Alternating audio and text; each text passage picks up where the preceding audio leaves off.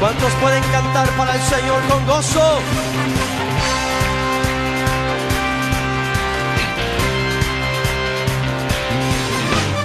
Yo cantaré en la presencia del Señor con gozo y me gozaré, en la casa de Adonai danzaré. Yo cantaré en la presencia del Señor con gozo. Dice así, Primera de Pedro, capítulo 4 y verso 7, mas el fin de todas las cosas se acerca. Sed pues sobrios y velad en oración, y ante todo tened entre vosotros ferviente amor, porque el amor cubrirá multitud de pecados. Hospedaos los unos a los otros sin murmuraciones. Cada uno, según el don que ha recibido, ministrelo a los otros, como buenos administradores de la multiforme gracia de Dios. Si alguno habla, hable conforme a la palabra de Dios. Si alguno ministra, ministre conforme al poder que Dios da, para que en todo sea Dios glorificado por Jesucristo, a quien pertenecen la gloria y el imperio por los siglos de los siglos. Amén. Vamos a continuar con los consejos que Pedro nos da, y nos hemos detenido en este versículo, mas el fin de todas las cosas se acerca, sed pues sobrios y velad en oración. Ahora, simplemente para que se recuerden un poquito, Pedro está escribiendo esta primera epístola de Pedro a todos aquellos creyentes que están siendo perseguidos por su fe. Si se recuerdan, bajo Nerón empezó una grande persecución sobre los cristianos, y ellos, frente a esta grande persecución, tuvieron que dejar sus hogares, tuvieron que dejar sus ciudades, tuvieron que dejar sus trabajos, tuvieron que dejar todo para escapar y huir, y ahora se encuentran ellos esparcidos por muchos lados. Y la razón por la cual Pedro les está escribiendo en primer lugar es para animarlos. Porque cuando estamos pasando por persecuciones, cuando estamos pasando por situaciones difíciles, una de las cosas más fáciles que viene a nuestras vidas es el desánimo. Y las preguntas, ¿no? ¿Por qué a mí me está pasando esto? ¿Por qué yo tengo que sufrir todo esto? Y entonces Pedro les va a estar animando y va a estar reenfocándolos. En lugar de que su mirada la tengan en el problema, quiere que ahora la mirada la tengan en el Señor Jesús. Porque el Señor Jesús, cuando nuestra mirada está en Él, vamos a mirar claramente y vamos a realmente a poder seguir, y sabemos el camino por el cual tenemos que ir. Entonces Pedro, cuando está escribiendo, está animando a los hermanos, y 2 veces va a usar esta frase de sed sobrios y velad. En esta primera lo está diciendo en relación a nosotros mismos, en relación muchas veces con nuestra carne, porque las tribulaciones, las tentaciones también, no tan solo son externas por parte de Satanás. Por eso él lo estaba diciendo en el capítulo 5, de que tenemos que estar humillados bajo la poderosa mano de Dios para que Él nos exalte cuando fuere tiempo. Pero después ahí continúa diciendo que frente a los ataques de Satanás tenemos que estar firmes y confiados en nuestro Señor. Y aquí en este otro punto también Pedro nos está diciendo la grande importancia de tener esa sobriedad. Y la sobriedad es esa claridad de pensamiento, claridad de visión puesta en el Señor Jesús, para que de esta forma, aunque vengan todas estas diferentes situaciones y fuerzas que nos quieren desviar, nosotros podamos continuar con nuestra mirada fija en nuestro Señor Jesús. Ahora, si nos trasladásemos al primer siglo, como lo mencionábamos la vez pasada, han pasado casi los 40 días después de que el Señor Jesucristo resucitó. ¿Cómo estaban los discípulos? Cuando miramos en la palabra de Dios, todavía no lo podían creer. Muchos de ellos todavía estaban llenos de tristeza, estaban llenos de lloro. Y el Señor durante estos 40 días se les estaba apareciendo para confirmarlos y para que ellos se dieran cuenta de que Él realmente había resucitado de entre los muertos. Y Pedro, cuando nos está escribiendo ahora, él como que tiene en su mente, no permitan que este tipo de situaciones los paren y no continúen sirviendo y trabajando y haciendo la obra de Dios. Porque el problema es de que cuando permitimos que la incredulidad, que la tristeza, el lloro y que las situaciones por las cuales nuestro cuerpo está pasando, muchas veces nos nubla la visión y no podemos mirar claramente a nuestro Señor. Por eso el consejo de Pedro: tenemos que ser sobrios y tenemos que estar velando constantemente. No es de que ahorita estoy atento, porque ¿saben cómo es Satanás? Es muy astuto. Apenas tú te relajas y dice: ahora es mi tiempo. Así es de que por eso Pedro dice: sed sobrios y velad en oración. Ahora, este grupo de hermanos estaban sufriendo. Están sufriendo esta grande persecución, y en su persecución, recuérdense, se están yendo a lugares o ciudades donde posiblemente no haya hermanos, y ellos son los únicos quienes están ahí. Y Pedro en los otros capítulos les ha estado diciendo la grande importancia de que sepan quiénes son. Dice que son nación santa, son un pueblo adquirido por Dios con un propósito. El propósito de anunciar las virtudes de Cristo, de aquel que ahora ha resucitado. Ese es el objetivo y ellos no tenían que perderlo. Ciertamente están huyendo, ciertamente tienen toda esta preocupación, pero Pedro les está diciendo: recuérdense lo más importante. Han sido salvados y están pasando por estas dificultades con un propósito. Y también Pedro, ya lo miramos, les está dando también el consejo. Va en su relación con tres diferentes grupos. La primera relación es con el gobierno, con el cual la tenemos. Dice: con ellos, ¿qué tenemos que hacer? Tenemos que obedecer. Porque a través de mi obedecimiento, yo estoy demostrando que estoy también bajo la sumisión de nuestro Señor. Cuando yo respeto, cuando yo hago lo que el gobierno me dice. Ahora, por supuesto, va a haber ahí una barrera, ¿no? Cuando lo que me piden va en contra de lo que dice la palabra de Dios, entonces sí tengo el derecho, y después Pedro nos pone el ejemplo ahí en Hechos, es menester servir a Dios antes que a los hombres. Pero únicamente cuando lo que el gobierno me pide va en contra de estos principios. Pero dentro del círculo del gobierno no debo de ser, y es lo que Pedro les estaba diciendo, no debemos de hacer de aquellos que estamos criticando, de aquellos que estamos quejándonos, de aquellos que estamos diciendo tantas cosas en contra de ellos. Al contrario, se nos debe de reconocer por nuestra sumisión a las autoridades que Dios ha instituido y por supuesto a nuestro Señor. El segundo área donde como creyentes y este grupo de hermanos se estaba desarrollando era en el trabajo. Y en el trabajo también es de gran importancia nuestro testimonio, porque ustedes y yo no estamos trabajando para un jefe de este mundo, estamos trabajando para nuestro Señor, porque eso es lo que la palabra de Dios nos dice.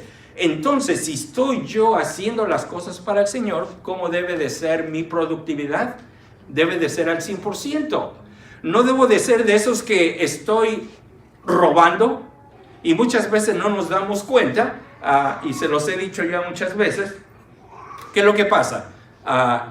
Llegamos, checamos la tarjeta, bueno, en el tiempo pasado, ahora electrónicamente se hace, y ya que están ahí, van y se sirven el café, y si no hay café lo están haciendo, pero ahí se quedan parados hasta que el café termine de hacerse, y eso es robar, porque les están pagando para trabajar 8 horas o 12 horas. Cualquier tiempo que tú, si no es el descanso oficial, Si tú te estás tomando ahí tu propio descanso y estás haciendo otras cosas, estás robando. Y por eso Pedro les decía que en el área también esta, tenemos que ser muy precavidos, alertas, porque el testimonio que damos es muy importante. Recuérdense, estamos representando a Dios en el trabajo. Nosotros somos los misioneros que Dios nos ha puesto ahí en el trabajo, y ahí es donde tenemos que brillar. Ahí es donde la gente tiene que darse cuenta que yo ya no soy el mismo, porque ahora Cristo me ha transformado. Y el tercer esfera donde nos desarrollamos es la familia. Y dentro de la familia, el testimonio que yo doy, yo y mi esposa, de cómo yo la amo, de cómo yo la cuido, de cómo yo la trato, es de grande importancia también. Y también mi relación con mis hijos. La familia, entonces, va a ser un campo de grande importancia. Y es lo que Pedro les está diciendo y los está animando. Pero sobre todas las cosas, Pedro les ha puesto claramente el propósito que Dios quiere lograr en cada uno de nosotros, y el enemigo quiere estorbar y quiere parar lo que para lo cual hemos sido llamados. Y en el caso de estos queridos hermanos, muchos de ellos tal vez se estaban quejando porque tener que dejar todo, imagínense, es como cuando vino el huracán, ¿no? De que muchos tuvimos que dejar nuestros hogares y dejar todo, porque todo se había echado a perder. Y imagínense que eso fuera no un día, pero el resto de sus días. Sería algo bastante difícil. Ahora imagínense a este grupo de creyentes. No tan solo eso, pero ahora tienen que encontrar un nuevo trabajo, un nuevo lugar donde vivir, nuevas amistades con las cuales ellos están encontrando. Y nuevamente el propósito que Pedro les está diciendo, ustedes por eso han sido salvos, por eso ustedes, el Señor los ha rescatado, porque ahora su deber es el de proclamar el mensaje de Jesucristo. Entonces el enemigo, ¿qué es lo que va a hacer? Los primeros discípulos tenían estos problemas de tristeza, de la incredulidad y el lloro. Para nosotros también están esas cosas, pero además tenemos muchas veces la depresión, y la depresión es el exceso del pasado. Cuando mi mente está viviendo en el pasado, y entonces yo me quedo enterrado en el pasado, y eso no me deja seguir adelante. Muchos tenemos el estrés, ¿no? Tantas cosas que hacer, somos mal organizados, no organizamos bien el tiempo, y ahora andamos a la carrera, y tanta cosa. ¿Y qué es lo que pasa? Esto es el exceso del presente. Y la ansiedad son por cosas que muchas veces no han sucedido todavía, pero yo ya me estoy preocupando por esas cosas, y esto es exceso del futuro. Por eso, Pedro nos decía, echando toda vuestra ansiedad sobre Él, porque Él tiene cuidado de vosotros.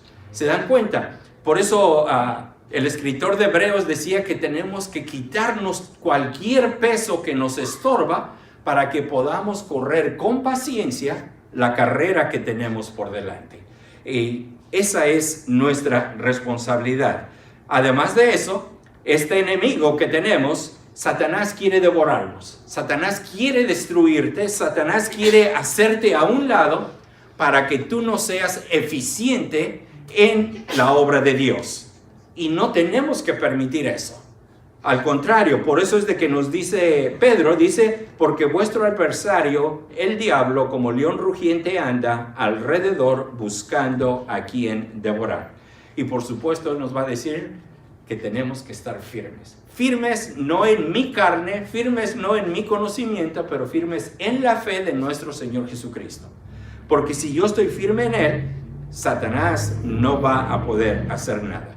Entonces, este grupo de cristianos están siendo perseguidos por su fe. Están siendo atacados porque ellos han creído en Cristo Jesús como su Salvador personal.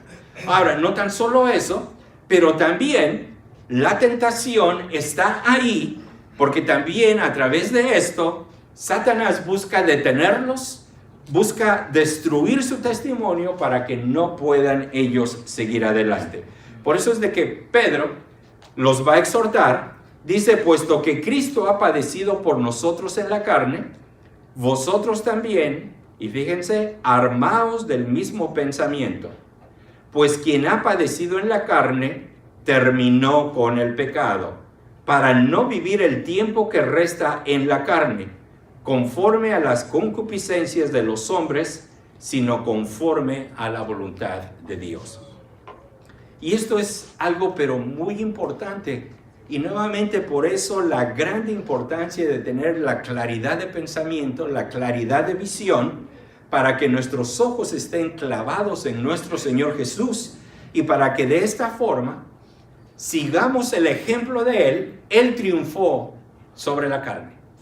Y el escritor de Hebreos dice que Él fue tentado en toda tentación por la que nosotros como humanos podemos pasar, pero sin pecado. Y Él triunfó.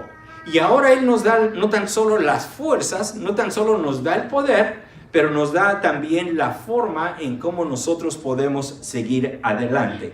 Pero todo esto, mi carne, mi concupiscencia, toda mi suciedad tiene que quedarse a un lado. Por eso Pablo lo decía, tenemos que desechar el viejo hombre y tenemos que revestirnos del nuevo, porque el viejo me va a arrastrar y me va a llevar lejos de Dios, pero el nuevo me va a ayudar a que el nombre del Señor esté siendo glorificado en mi vida.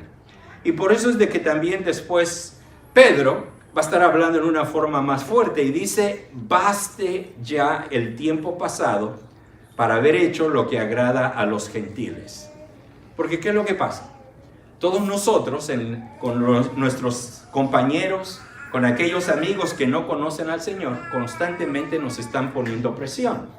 ¿Y tú por qué no haces esto? ¿Y tú por qué no haces lo otro? Y yo te invito, ven, vamos acá, ven, vamos allá. ¿Y qué es lo que pasa? Nosotros luego no queremos ofender y empezamos a darle lugar a esas cosas y después estamos siendo arrastrados. Por eso es lo que aquí Pedro lo está poniendo pero bien claro. Ya es tiempo de que paremos de hacer esas cosas, de andar en lascivias, de andar en concupiscencias, de andar en embriagueces, en orgías, disipación y abominables idolatrías. Porque eso no honra a Dios, eso no trae alabanza a Dios, al contrario. Entonces, ¿qué es lo que tenemos que hacer? Es seguir adelante, porque Pedro, él podía darnos ese testimonio, ¿no? De cómo los discípulos durante estos 40 días ¿seguimos o no seguimos? Y ya lo habíamos notado, ¿no? De que llegó a tal grado de que Pedro dice, bueno, en lugar de Cristo está muerto, Él ya no está, a pesar de que ya habían escuchado de que Él quería reunirse con ellos y de que Él se estaba presentando con ellos. Pedro dijo, voy a regresar a lo mismo que hacía antes. Así es de que me voy a ir a pescar. ¿Quién quiere ir conmigo? Y se dan cuenta, cuando perdemos el enfoque, cuando perdemos la visión, es muy fácil regresar a la vida antigua. Hay un dicho que me gustó, si el pasado te llama, no le contestes, no tiene nada que ofrecerte, porque el pasado te va a detener. El pasado era cuando no conocíamos a Cristo y era cuando estábamos envueltos en todo pecado y en todo tipo de cosas de la carne. Eso no te va a traer ningún beneficio. ¿Qué es lo que tenemos que hacer? Nuevamente, poner nuestra mirada en Cristo y mirar hacia el frente y no hacia atrás. Sí podemos aprender del pasado para no volver a hacer y cometer los mismos errores. La muerte de Cristo perdona mi pasado, alienta mi presente y es esperanza a mi futuro. Y esto es lo que Dios quiere lograr en cada uno de nosotros y tenemos que hacerlo. Y también esto que es muy importante, no podemos caminar con Dios y tomarnos de las manos con Satanás al mismo tiempo. El Señor Jesús lo dijo, ¿no? No pueden servir a dos señores. O estás con uno o estás con el otro. Pero no puedes andar con los dos al mismo tiempo. Y algo bien claro, Juan también en la epístola de Primera de Juan, ahí va a decirlo y bien claramente y bien fuerte. O estás en la luz o estás en las tinieblas. O eres salvo o no eres salvo. O amas a tu hermano o no lo amas. Pero no hay lugar entre medio. Y Pedro entonces nos va a estar diciendo cómo tenemos que servir al Señor. Porque Satanás, la carne, son cosas que y el mundo son cosas que nos van a tratar de frenar para no hacer lo que Dios quiere. ¿Saben el cuadro del cristiano que Dios espera?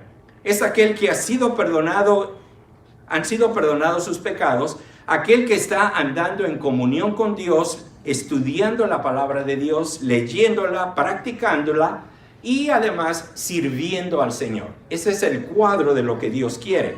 Pero el cuadro muchas veces de nosotros estamos parados, porque no podemos seguir adelante porque los problemas me han agarrado y yo ahorita estoy tratando de componer entonces este problema que tengo. Y muchas veces este problema me va a tardar a lo mejor 1 año, 2 años, y en ese año no he hecho nada para mi Señor más que tratar de componer este problema que está saliendo como consecuencia de mi carne.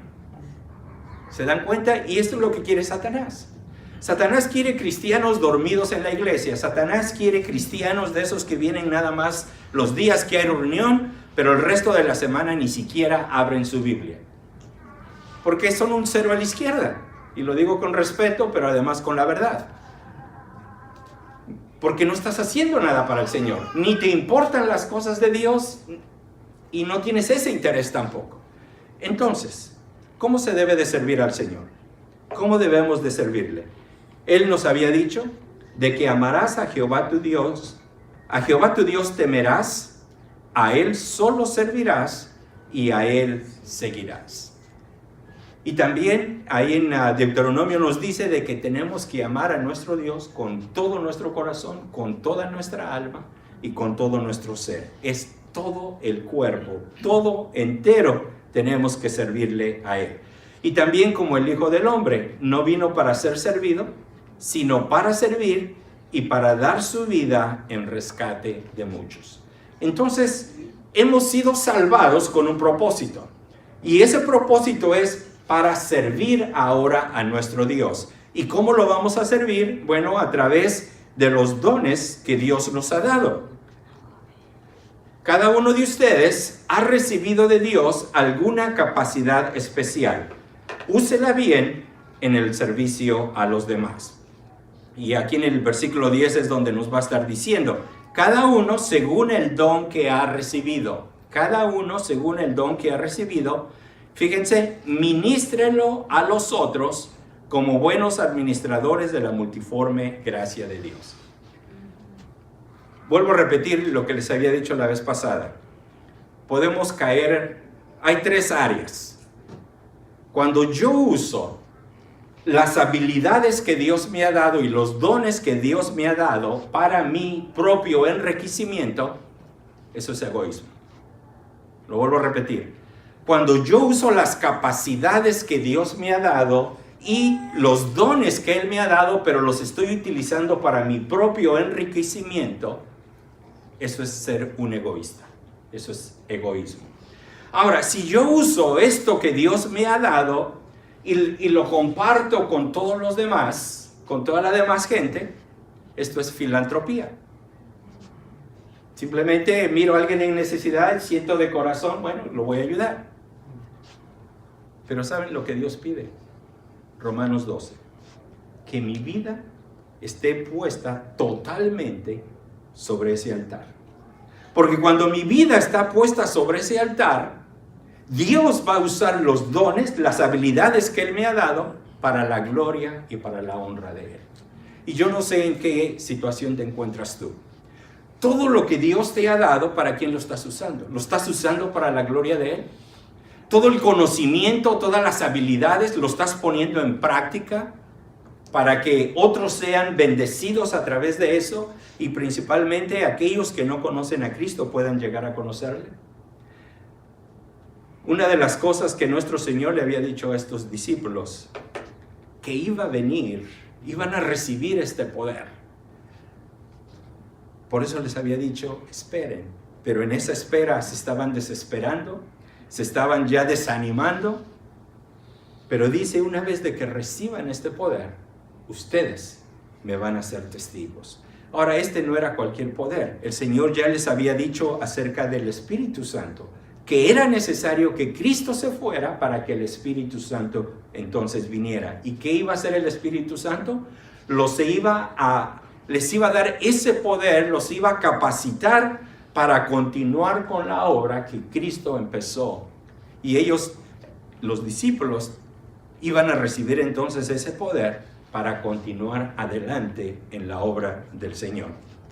Y por eso es de que ahí en Hechos también se nos dice que iban, pero cuando venga el Espíritu Santo sobre ustedes, recibirán poder y serán mis testigos. Y esta palabra ahí en el libro de Hechos es muy importante e interesante. Serán mis testigos. ¿En dónde? Tanto en Jerusalén, que era el lugar donde estaban ellos, tanto en toda Judea, también en Samaria y hasta los confines de la tierra. ¿Se dan cuenta? Entonces las habilidades, los dones que Dios nos ha dado, tienen que ser utilizadas aquí donde Dios nos ha puesto, con los hermanos, como lo dice aquí a Pedro, dice como buenos administradores de la multiforme gracia de Dios. Tenemos que ser buenos administradores. Pablo va a añadir también cuando está hablando acerca de nuestro servicio. No tan solo tenemos que ser buenos administradores, pero tenemos que ser fieles. Fieles.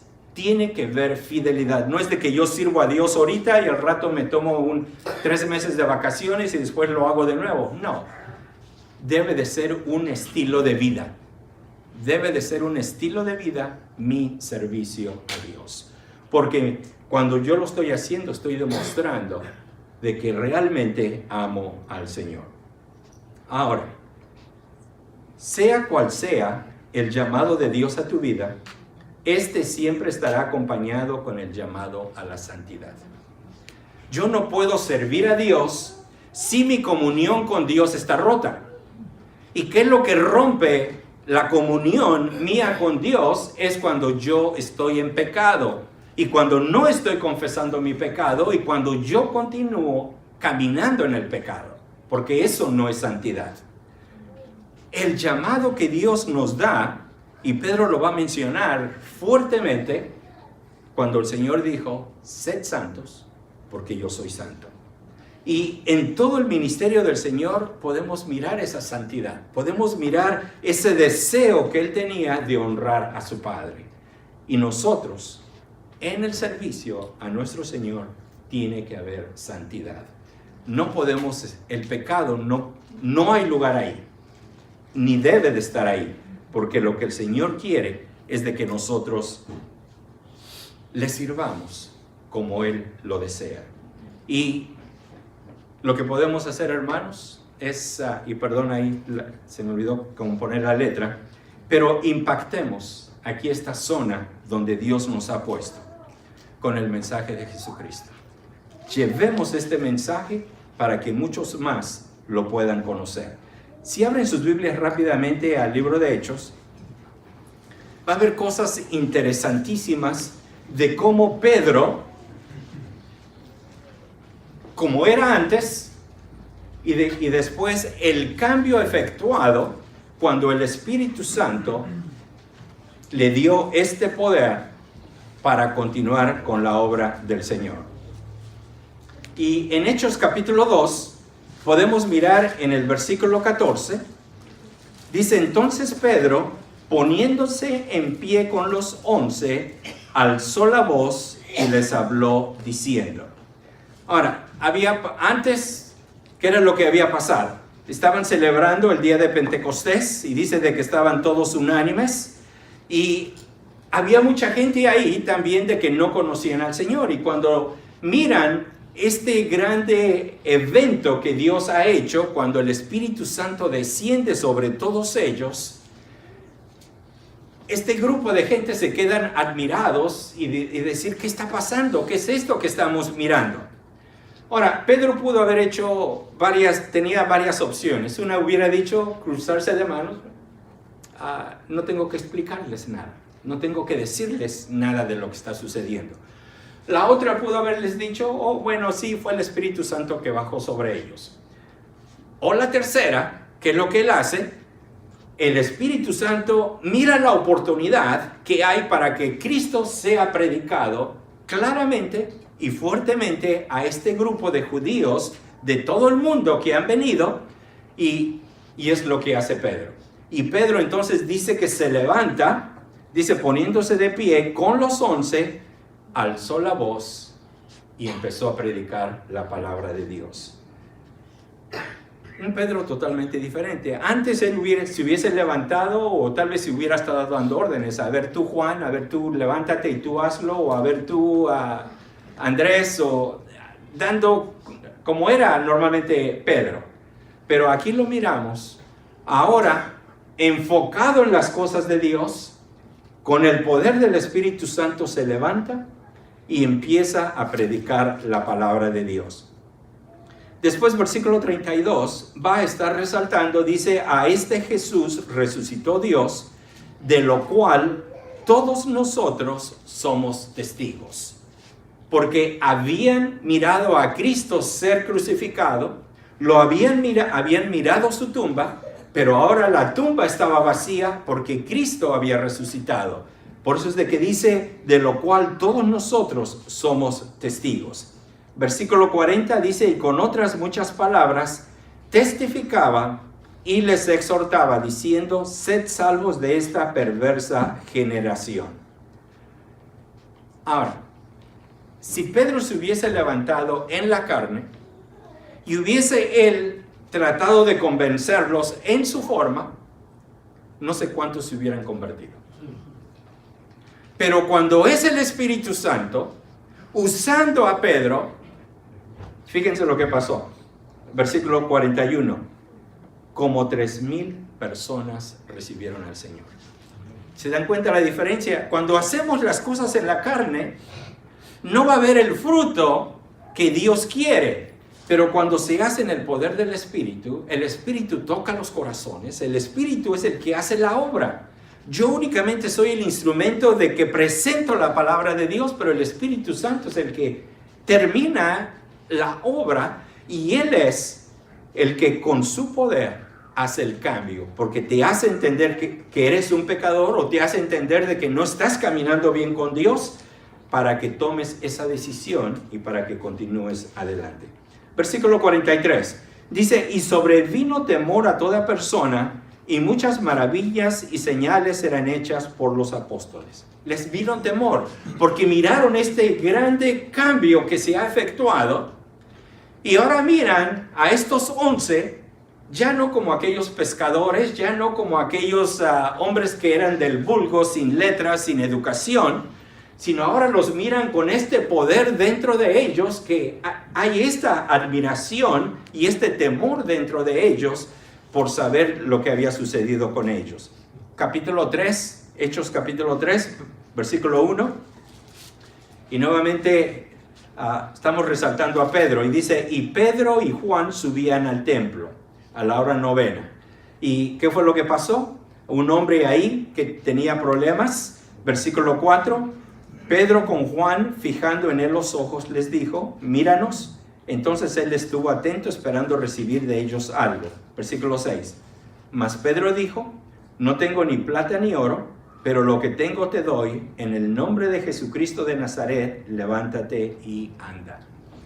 ¿Se dan cuenta el cambio que el Espíritu Santo hizo ahora en Pedro? Un poder tremendo, un cambio tremendo. Porque ahora Pedro tiene esa confianza en Dios, de que Dios puede hacer milagros, de que Dios puede curar, de que Dios puede salvar. Y por eso es de que le dicen, no tengo ni plata ni oro, pero ¿qué era lo único que tenía Pedro? Era el Señor. Entonces dice, en el nombre del Señor, levántate y anda. Versículo 11. Dice, y teniendo asidos a Pedro y a Juan, el cojo que había sido sanado, fíjense, todo el pueblo, atónito, concurrió a ellos al pórtico que se llama de Salomón. Nuevamente, aunque hubiese venido toda esta gente, Pedro y los discípulos hubieran tenido nuevamente las opciones, ¿no? No tenemos que hablarles, porque si hablamos, se van a empezar a pelear con nosotros. Si les decimos algo, van a ir en contra de lo que les estamos diciendo. Dice, así es de que mejor nos quedamos callados. Pudo haber sido una opción. La otra pudo haber sido, bueno, a ver quiénes son judíos, a ver a los judíos les podemos explicar algo. Pudieron haber muchas opciones, pero frente a las oportunidades que Dios les da, versículo 12, viendo esto Pedro respondió al pueblo y empieza a predicarles nuevamente. ¿Se dan cuenta? No hay que, muchas veces nosotros le decimos, Señor, dame una oportunidad para que el día de hoy pueda ser de testimonio o le pueda hablar a alguien de Cristo. Estás enfrente de la cajera y estás con tu teléfono tal vez y dejaste pasar la oportunidad. A lo mejor te bajaste de tu auto, de tu coche y en el camino te topaste con alguien y hay que aprovechar las oportunidades, queridos hermanos. Cada oportunidad que tengamos, aprovechémoslas para presentar al Señor. Y aquí en este pasaje podemos mirar de que Pedro, en cualquier oportunidad que hubo, él empieza a hablar, abre su boca y permite que Dios lo use grandemente. Después, versículo 15 vuelve a resaltar, dice, de lo cual nosotros somos testigos. ¿Cuál es la función de un testigo? Tiene que hablar. Y tiene que decir lo que ha mirado, lo que ha oído o lo que ha escuchado. No se puede quedar callado, porque si se queda callado, entonces es un testigo mudo. Y de nada sirve. Y por eso es de que aquí Pedro nos está animando y nos está exhortando, porque también nosotros ahora hemos sido testigos de lo que Cristo ha hecho en nuestras vidas. Lo que éramos antes y ahora lo que somos gracias a su gracia, gracias a su poder. Y tenemos, queridos hermanos, que demostrar esto. Y tenemos la oportunidad entonces de impactar no tan solo el área aquí donde Dios nos ha puesto, pero aún también toda la ciudad con el mensaje de Jesucristo. Pero para eso necesitamos abrir la boca. Para eso necesitamos estar conectados con Dios. Para eso necesito andar en santidad. Para eso necesito permitir que el Espíritu Santo me cambie. Y entonces cuando lo hagamos vamos a impactar grandemente, porque la gente allá afuera se va a dar cuenta, así como con los discípulos. Oh, estos han estado con Jesús. Porque se va a mirar en cada uno de nosotros, en nuestro hablar, en nuestro proceder. Así es de que hagamos esto que Pedro, nos está exhortando. Cada uno, según el don que ha recibido, ministrelo a los otros, como buenos administradores de la multiforme gracia de Dios. Si alguno habla, hable conforme a la palabra de Dios. Si alguno ministra, ministre conforme al poder que Dios da. Para que en todo, y fíjense, esto es lo más importante, para que en todo sea Dios glorificado por Jesucristo, a quien pertenecen la gloria y el imperio por los siglos de los siglos. Amén. Oremos. Dios nuestro, gracias te damos porque tu palabra es clara, tu palabra va al punto y queremos pedirte perdón cuando muchas veces hemos utilizado todos los recursos que tú nos has dado para nuestro propio enriquecimiento. Perdónanos, Dios nuestro, y guíanos para poder hacer las cosas conforme te agradan a ti. Que podamos entregar nuestras vidas de lleno a ti para ser usadas y para que podamos ser estos testigos de que tú vives y de que tú tienes ese poder aún el día de hoy para perdonar los pecados y para transformar las vidas de las personas. Y permite que tu iglesia, que podamos andar en novedad de vida, que podamos, Dios nuestro, honrarte y glorificarte, permitiendo que el Espíritu Santo sea el que gobierne y more en cada una de nuestras vidas. Y queremos hacer todo esto para la gloria y la honra tuya. Y lo hacemos en el precioso nombre de nuestro Señor Jesucristo. Amén. Amén.